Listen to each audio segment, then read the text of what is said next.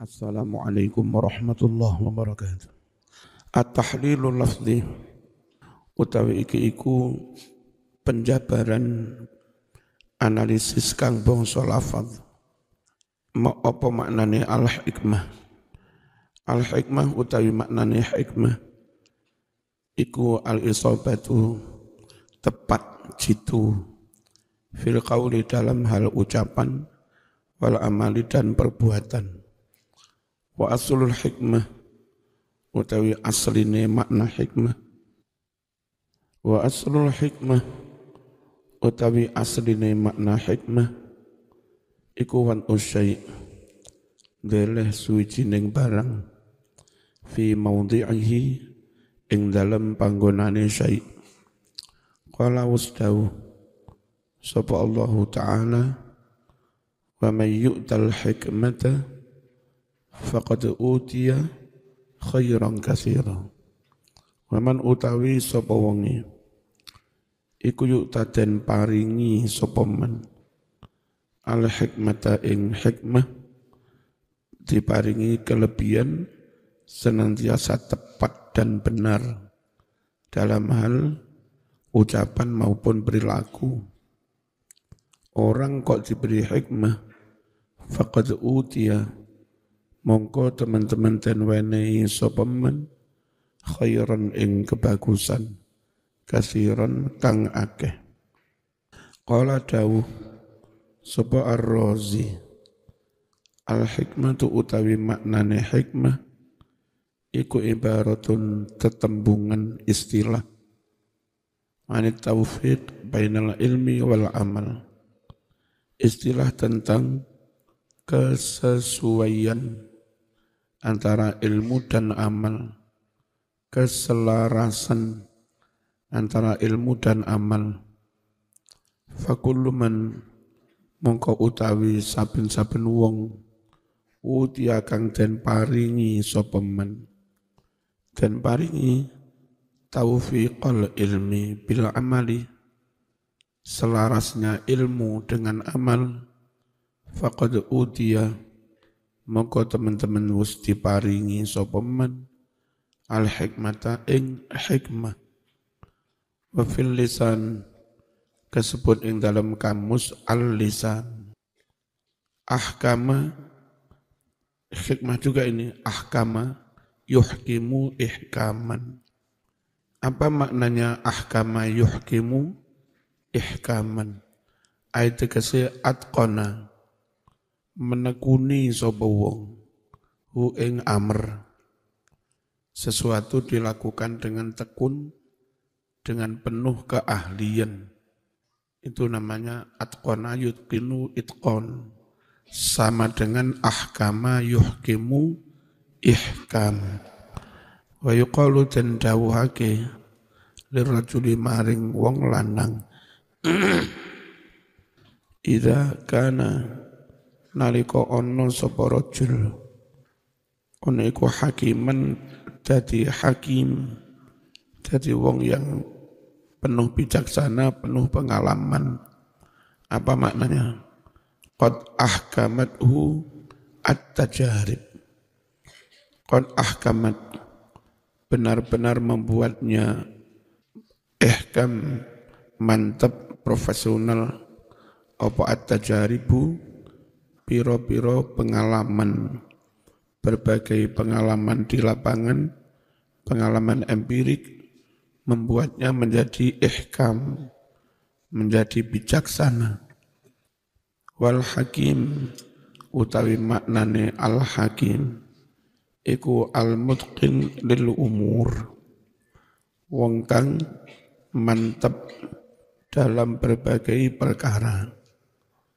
Waqad kana Luqmanu hakiman. Waqad kana teman-teman ono sapa Luqman. Luqman yang disebut dalam surat Luqman iku hakiman, seorang yang hakim, penuh bijaksana karena kenyang pengalaman. Ala rajih menurut pendapat yang kuat. Walam yakun nabiyyan, dan Si Luqman bukan seorang nabi. Luqman itu seorang hakim, bukan nabi. Ghaniyun hamid. Napa ghani? Ghani itu semugih, enggak butuh orang lain. Itu ghani. Mustaghnin, zat kang semugih, ora butuh. Anil khalqi, semugih saking sekabehane makhluk.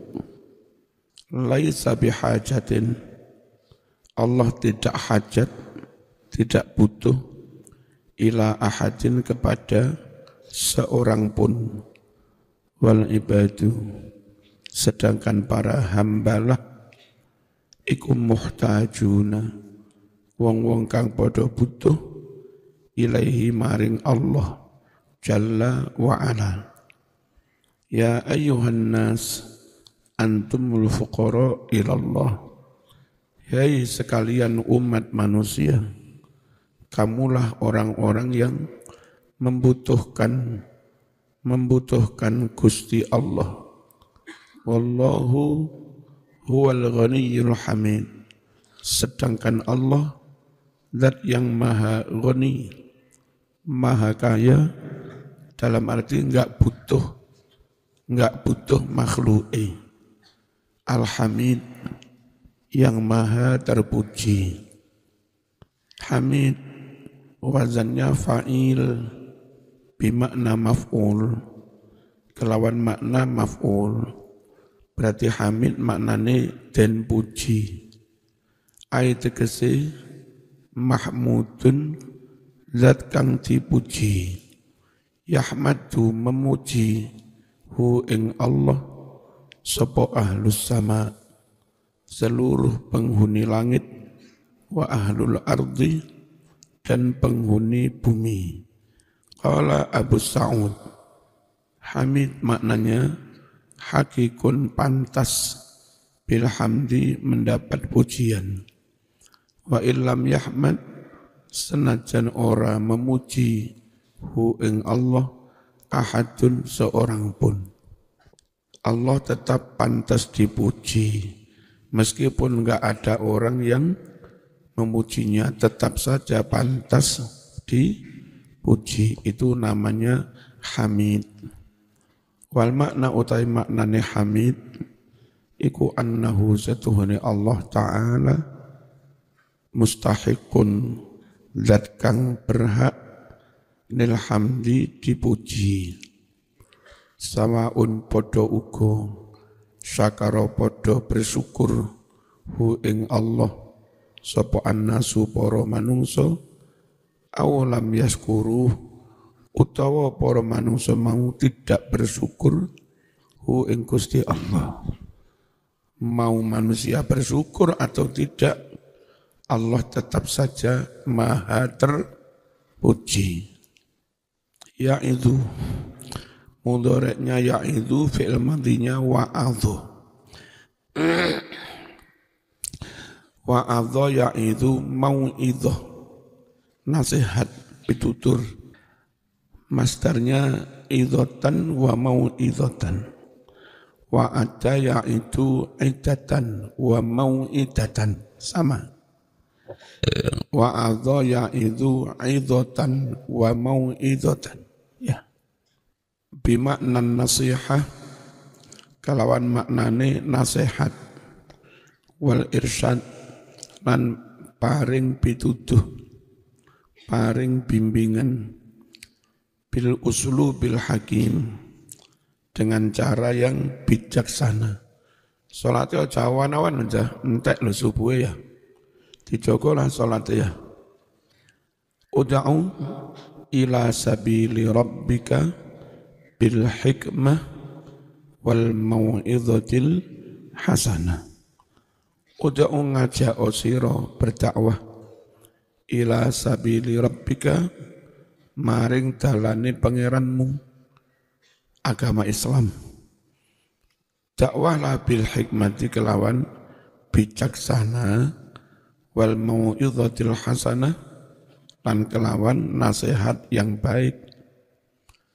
Wa fi haditsil Irbad ibn Sariyah khatabana wus berkhutbah ing kita sapa Rasulullah sallallahu alaihi wasallam bi mau'izatin kelawan suwijining mau'izah zarifat yang bercucuran minha karena mau'izah Nabi itu al-uyunu mata wa wajilat dan gemetaran minha karena mau'izah itu al-qulubu hati wahnan ala wahnin orang perempuan hamil wahnan ala wahnin dia sendiri lemah kandungan semakin lama semakin besar semakin berat semakin lemah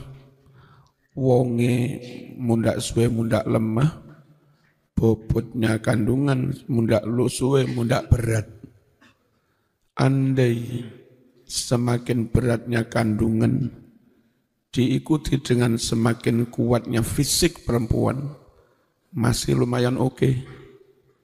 Ini semakin lama kemampuan fisiknya menurun sementara beban kandungannya semakin berat wahnan ala wahnin dan itu enggak apa-apa delon enggak apa-apa perempuan melakukan itu asal memang hamil itu dari suami yang menyayanginya dari suami yang penuh perhatian dari suami yang bertanggung jawab dari suami yang mencintainya dia juga mencintainya.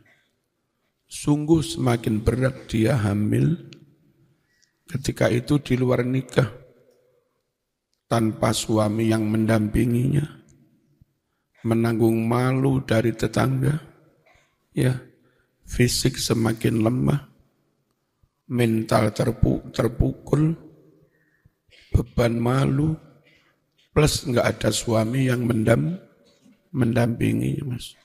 Itu berat sekali ya wahnan ala. Makanya dari kandungan yang tidak normal seperti itu sulit melahirkan bayi yang berkualitas.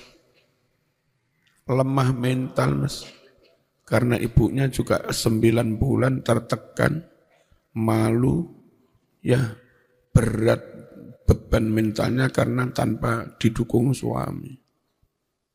Kasihan. Jangan sampai ada perempuan hamil di luar nikah. Sulit diharapkan melahirkan generasi yang kuat mental. Terus mohon kepada seluruh orang tua sebisa-bisanya upayakan anak perempuanmu itu nikah dengan orang yang dia cintai. Jangan dipaksakan nikah dengan orang yang tidak dia cintai. Berat hamil 9 bulan yang menghamili suami yang dia tidak mencintainya. Wegah. Wes abot, lemah, mangkel bisa. Ya. Berat gitu. Terus kumpul itu perempuan enggak merasakan apa-apa kalau enggak mencintai sakno. Beban tekanan. Mas-mas juga kalau sekiranya mbak-mbak enggak memberi respon ya enggak usah maksa lah. Enggak usah didukun-dukun nih. Enggak usah dibacakan asma wirid. Dong-dongnya bareng gelem karena kena pengaruh dukun. Wirid, asma, setelah 3 atau 4 bulan tambar wis ambiar asma wis ambiar. Wis enggak cinta lagi. Ojo. Ngesakno, hamil itu berat. Terus sekiranya istrimu enggak siap di madu, ojo memadu, ojo rabi luru telu. Berat lagi, istrimu hamil, kau sedang di istri yang lain. Wah, muangkel mas, muangkel. Jadi ayo kita fokus bagaimana melahirkan generasi yang berkualitas, zahiran wa batinan. Antara lain dengan memastikan istrimu hamil fresh. Istrimu hamil dengan penuh kesenangan. Istrimu hamil tercukupi gizinya. Istrimu hamil tercukupi kasih sayangnya. Istrimu hamil tercukupi duitnya. Nah itu nanti dia hamil bisa bermanja-manja, riang gembira, nggak ada tekanan mental serambut pun, gizi cukup, insya Allah lahir generasi yang baik. Dan itu yang diamanatkan Quran ya. Wal yakhshal ladzina law taraku min khalfihim dzurriyyatan dhi'afan khafu 'alaihim. Hendaklah orang-orang itu takut, jangan-jangan di belakang mereka lahir generasi yang lemah.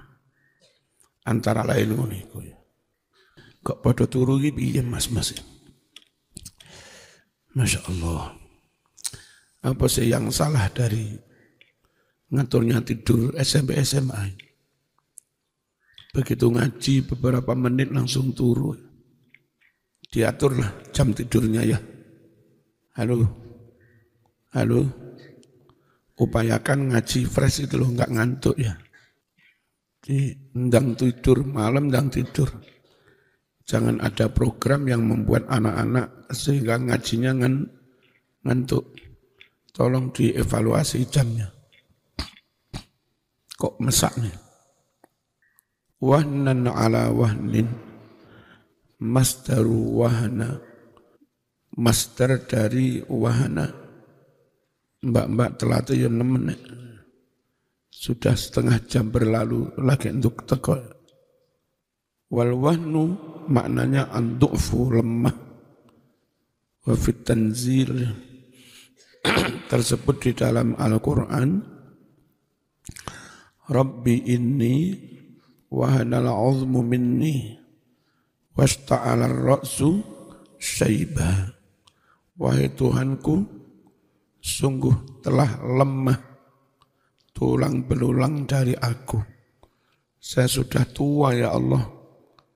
Rasanya sudah remuk. Tulang belulang sudah lemah. Mengalami pengeroposan. Ya.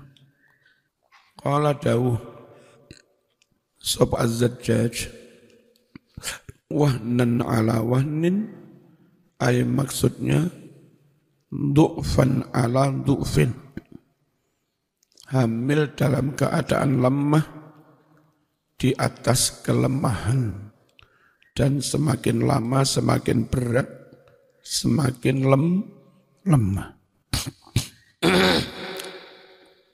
Wal makna utawi maknane lazima menimpa ha kepada perempuan bihamliha karena dia mengandung yahu anak. Apa yang menimpa? Antad'uf, dia menjadi lemah, marratan ba'da marratin, waktu demi waktu. Ini kurang alif ya. Fala yazalu kurang alif. Fala yazalu tiada henti tu'fuha kelemahan perempuan hamil yatazayatu bertambah terus min hinil hamli sejak awal dia hamil ilal wiladati sampai melahirkan. Li'annal hamla karena sesungguhnya hamil terus kena diuripi gak iso. Kalau habis acara di dandani mana ya? Kadang nak dicepot-cepot mari acara. Aja ditinggal prung ya.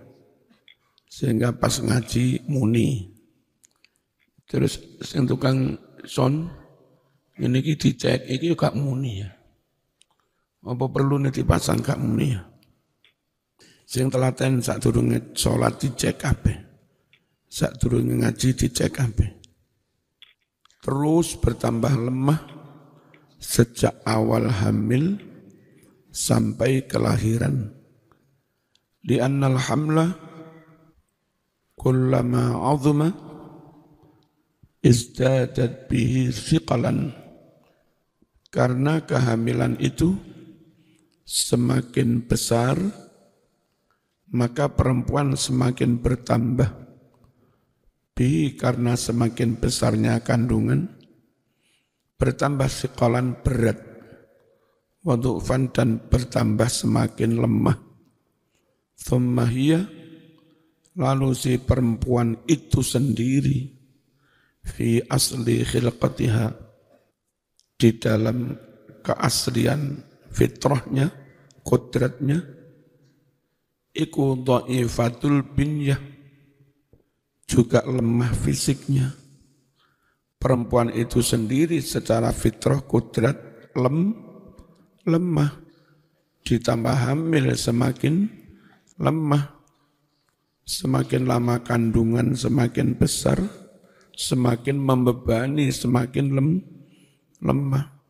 Balas suami kereng, medit pisan gak blonjoni, semakin mangkel. Ya, kasih. Walhamlu, sedangkan kehamilan itu yaziduha, semakin menambah istri, du'fan semakin lemah. Wa fisaluhu fi amain, mensabih anak 2 tahun. Maknanya fitamuh, mensabih. Bahasa Indonesianya apa mensabih itu? Enggak ada. Sing duduk Jawa itu apa? Zaman sing duduk Jawa itu menyebut mensabih bayi itu apa? Masuk kau. Itu jadi bahasa Indonesia. Mensabih, menghentikan ASI. Masuk. Wal fisol utai maknanya fisol. Yuradu dimaksudkan minhu dari istilah fisol, tarkul irdho, meninggalkan, memberhentikan ASI, berhenti menyusui. Tarkul irdho, berhenti menyusui, itu namanya mensabih. Wa huwa lafdun yusta'malu fir radha, utawi lafad fisol iku lafdun lafad yusta'malu kang digunakake apa lafad fisol fir radha, khusus kanggo menyusui bayi, khasatan secara khusus.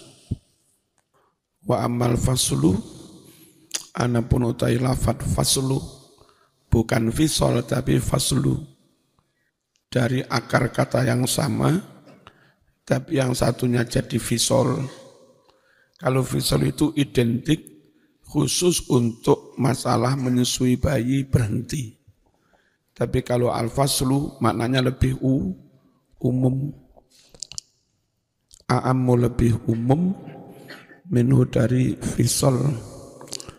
Di annahu krono setuhune faslu iku yusta'malu digunakake apa faslu firradha kanggo menyusui wa ghairi dan yang lain-lain. Waqila konon dikatakan, lho kate buyur lho mbak, sik lagi teko jok nemen-nemen ya. Huma utawi faslu dan fisol iku bimaknan wahid, maknanya sama. Qala dawuh Ibnul Mangdur fil lisan, dalam kitab Lisanul Arab, kamus ini. Wal fisol maknanya fitom. Qala dawuh wa hamluhu wa fisaluhu salasuna syahra. Hamil dan mensapihnya itu 30 bulan. Perhatikan Quran cerdas. Perhatikan, hamil tok 9 bulan. Kalau menyusui tok 2 tahun. Hamil plus menyusui harusnya kan 2 tahun plus 9 bulan, 33 bulan. Ya. Tapi kata Quran, hamil 9 bulan, menyusui tok 2 tahun, tapi kalau hamil plus menyusui 30 bulan. Artinya, kemungkinan hamil dan bisa melahirkan hidup, itu 6 bulan. Dan biasanya kalau terpaksa dioperasi, 7 bulan dioperasi, dan terus masuk inkubator, itu masih bisa hidup. Hebatnya Quran itu kayak begitu. Usia minimal hamil itu 6 bulan. Dan itu juga yang menjadi rujukan hukum. Sama nanti kalau jadi hakim agama. Surat nikahnya 1 Januari. Lalu pertengahan Mei lahir. Berarti masih 5 bulan setengah. Itu enggak mungkin. Enggak mungkin. Pasti hasil hubungan sebelum pernikahan. Karena itu dipastikan hubungan sebelum nikah, maka dipastikan anak itu enggak bisa intisab, enggak bisa bernasab kepada bapaknya. Maka nanti dalam menulis akta kelahiran, Fulan bin ibunya, enggak boleh ditulis nama bapaknya, enggak sah. Ngerti ya? Karena minimal hamil dan sah itu 6. Fasalat al-mar'atu waladaha. Orang perempuan menfisol anaknya. Ay maksudnya fatamathu, mensapihnya. Wa fil hadis la radha'a ba'da fisal. Tidak ada menyusui setelah disapih. Berarti sini jong lamun. Di Quran itu atau di Islam lah secara umum ada ketentuan saudara sepersusuan itu mahram. Ibumu punya anak sampean, pas tetanggamu ditinggal lungo ibuke, nangis. Oleh ibumu tetangga itu ditetai, disusui. Kalau sampai 5 kali menyusui dan kenyang terus, maka anak tetanggamu itu menjadi saudaramu sepersusuan, jadi mahram. Itu kalau sebelum disapih, sebelum umur 2 tahun. Kalau sudah TK, terus disusui ibumu, tonggo itu, tetap saja tidak jadi mahram. Ya, nah ini tololnya orang Wahabi, kan mereka berfatwa, satu ruangan campur laki perempuan haram. Bagaimana naik pesawat, naik kereta? Gak mungkin laki-laki tok, perempuan tok, mesti campur. Supaya enggak haram sebelum masuk pesawat. Katanya ikhtiarlah jadi mahram dulu. Mahram sepersusuan. Si laki-laki ini menetek perempuan. Ya aneh tambahan. Wong umurnya sudah 2 tahun lebih. Nabi mengatakan enggak ada persusuan setelah 2 tahun. Setelah disapih. Aneh. Itu loh akibat menyimpulkan hukum dari dalil yang belum komprehensif. Salah satu ciri madhab Syafi'i itu himpun data dalil selengkap-lengkapnya, lalu diverifikasi mana yang sahih, mana yang tidak, lalu dikaji nasah mansuh apa enggak, baru dikaji dicari titik temu. Itu ciri mazhab Syafi'i itu kayak begitu. Ya, komprehensif, juga akurat. Ya sahih, ya lengkap. Orang lain mungkin analisanya tajam, tapi datanya enggak lengkap. Hadisnya enggak lengkap. Ada juga hadisnya lengkap, tapi verifikasinya enggak teliti. Hadis dhaif pun masuk. Tentu yang ideal itu validasi, verifikasi oke, jarh wa ta'dil, menghasilkan sanad hadis yang sahih, lalu si mujtahid itu melengkapi diri dengan semua ilmu alat yang memang diperlukan untuk membedah maknanya Quran hadis itu. Harus ngetop di bidang nahwu sorof, balaghah, segala macam. Mantek. Tanpa itu enggak bisa. Mana mungkin membedah tanpa alat yang menjadi, tanpa nahwu sorof yang menjadi alat pisau pembedah itu. Ya, enaknya kita ikut ulama madhab, itu ikut ulama yang memenuhi kriteria itu. Plus tentu juga cerdasnya.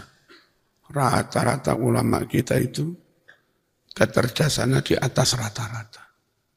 Bayangkan seorang Kiai Nawawi Banten itu jejak dan bukti kapasitas akademiknya, intelektualnya, dia mengarang sekitar 150 kitab berbahasa Arab, wong Jawa, Mas.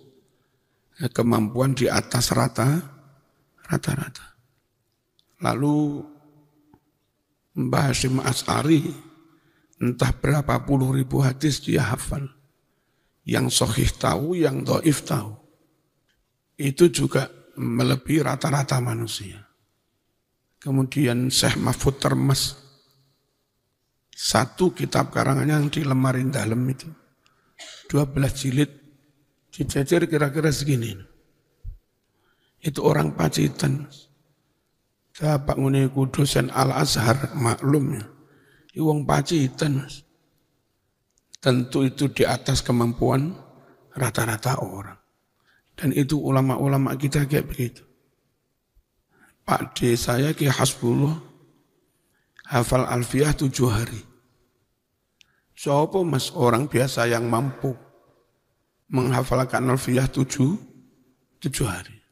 Hafal Quran 1 bulan. Sudah, tenang aja bermadhab.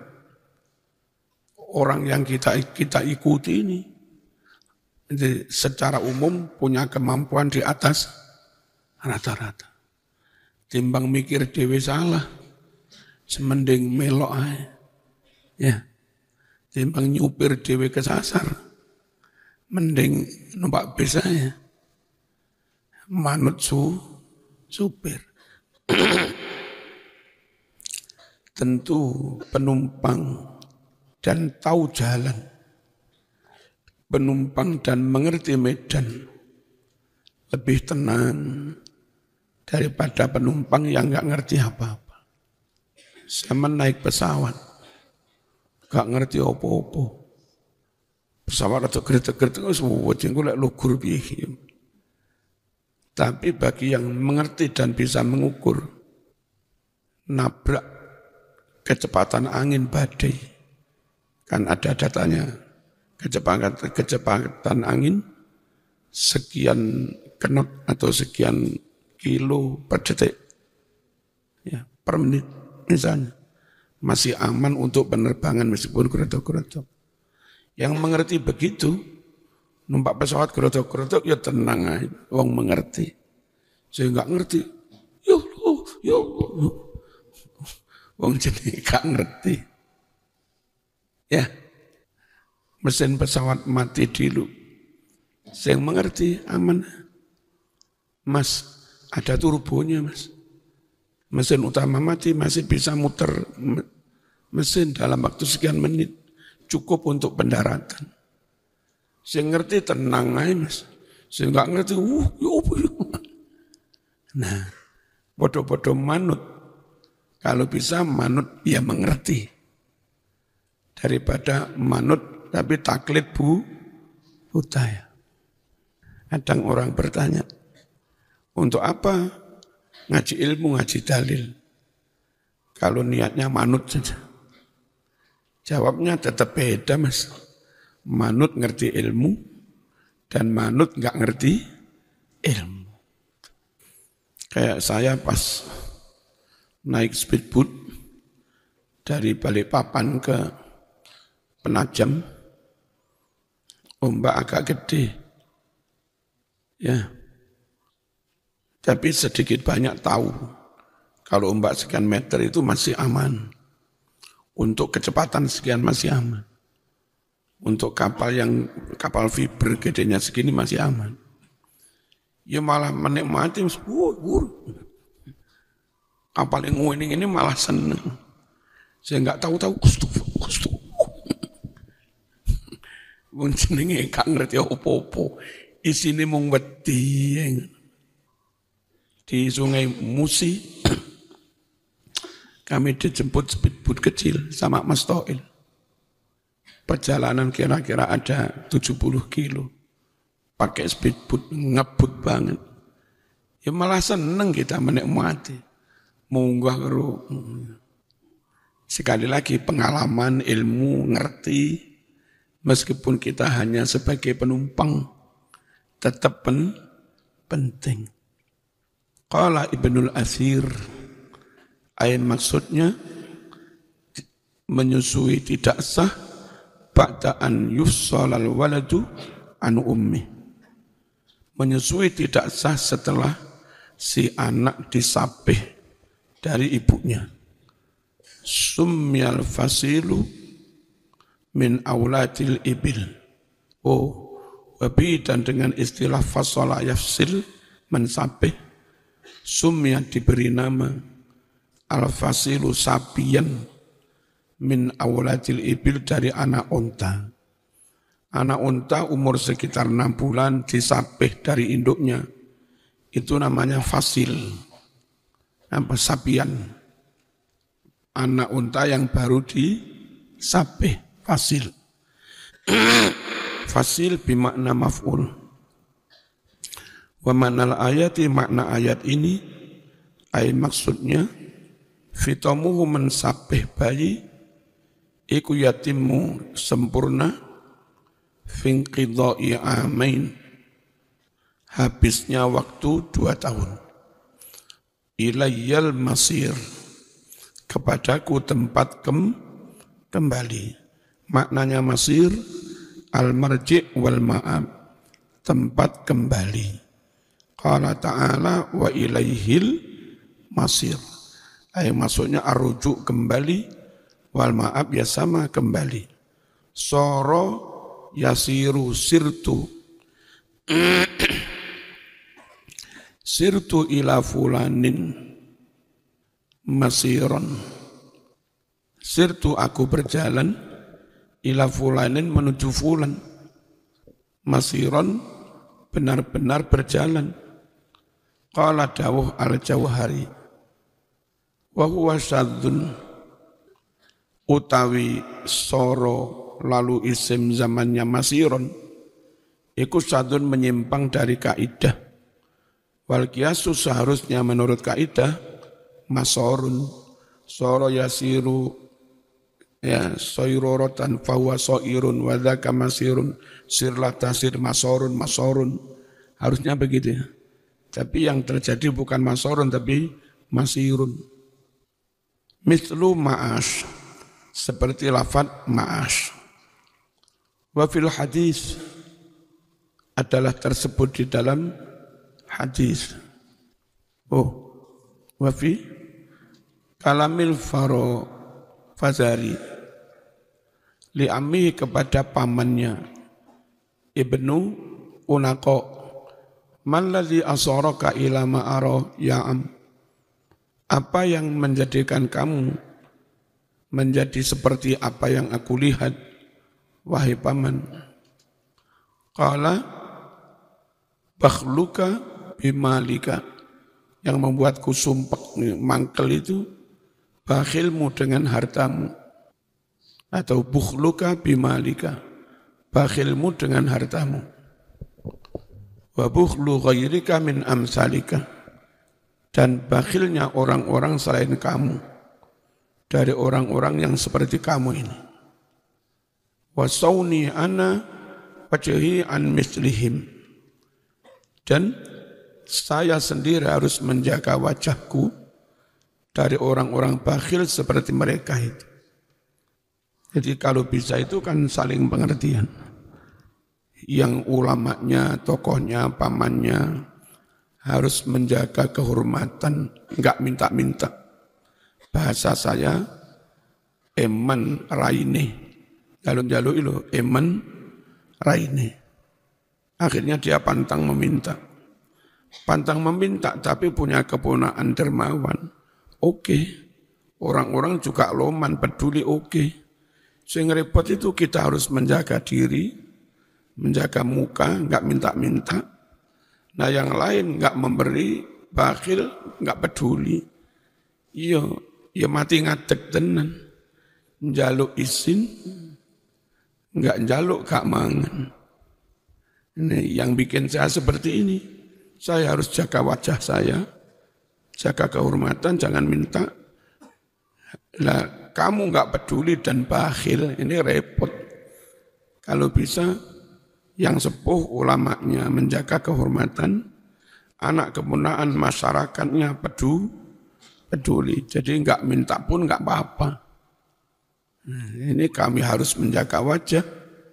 Dari sisi kamunya bakhil, repot ini. Maksud saya harus minta, ya enggak lah.